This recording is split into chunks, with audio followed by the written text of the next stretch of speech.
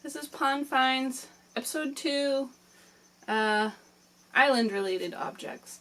And I'm going to start off by showing you one of my best pond finds ever, my bowling ball. This is a wooden bowling ball from probably the 1850s, maybe 1860s, probably 1850s though.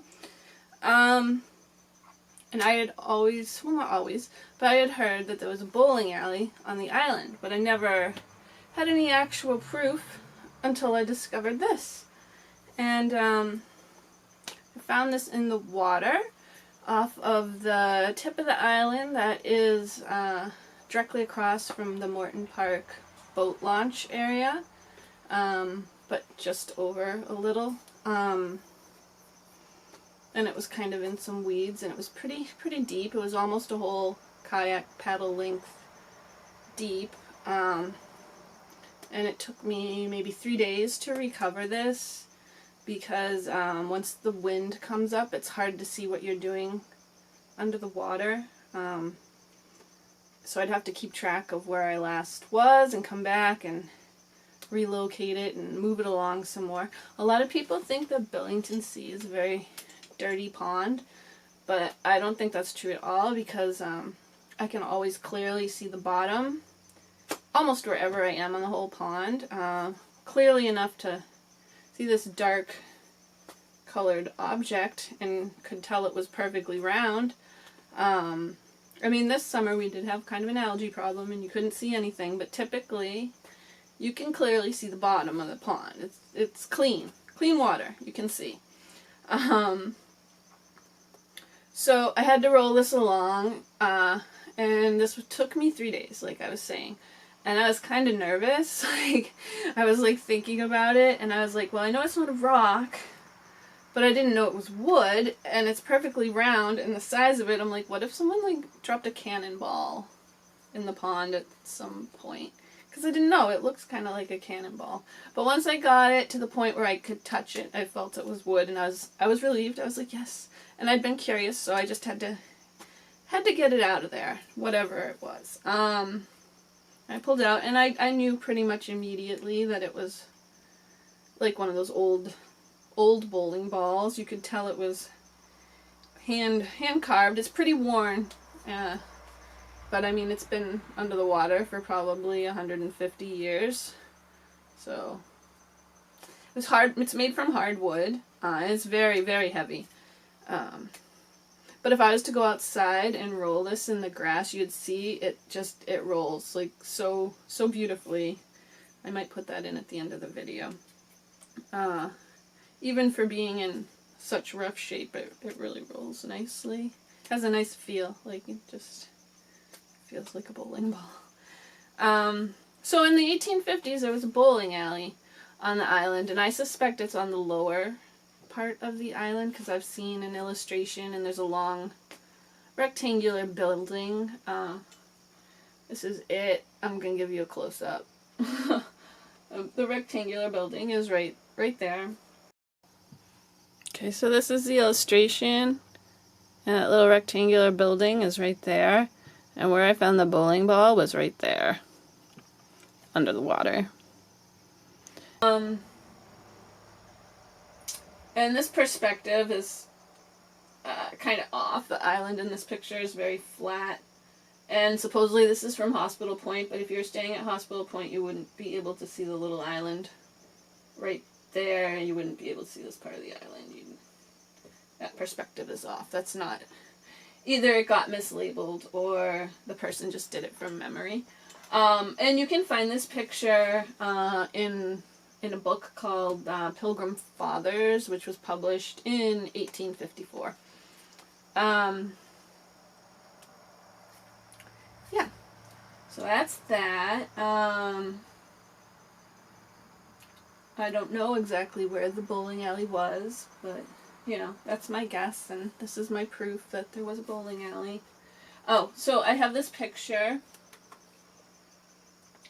This is Deb. I don't know who Deb is. This is her blog, her and Greg's blog, and here she is visiting an 1850s style bowling alley, and as you can see, she has a ball, she's gonna bowl.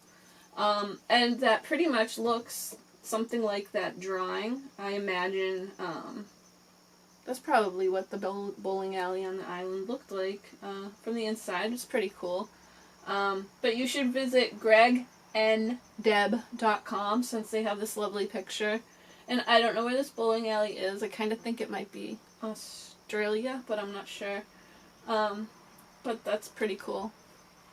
Yep, you should check that out. But here's a close-up from Deb and Greg's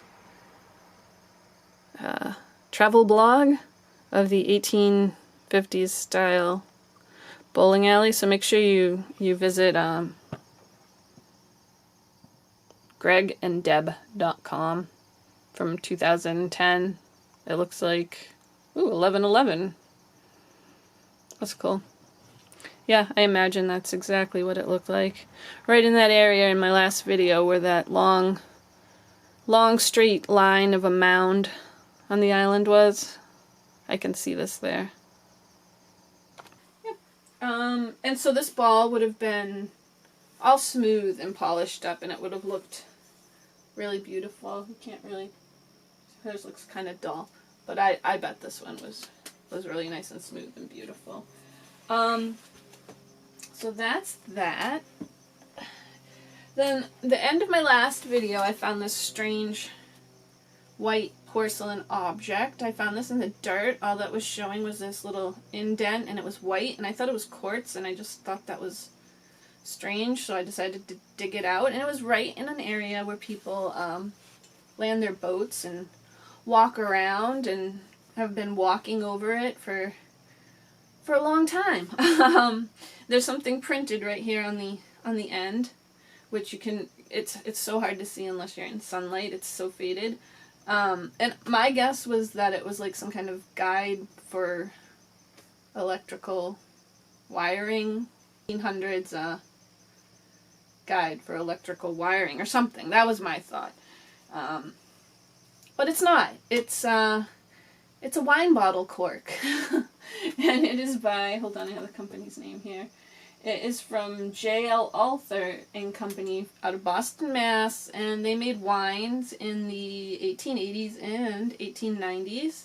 And this was like the wire kind. And this is obviously, what I'm going to show you is not, I mean, it's much bigger and not the same shape, but it has like the wire. So that was like what this was like. And I don't want to open this bottle because this is wine that I made, and it's not that, I don't know, I'm kind of scared to open the bottle. So anyways, that's really cool. I like that.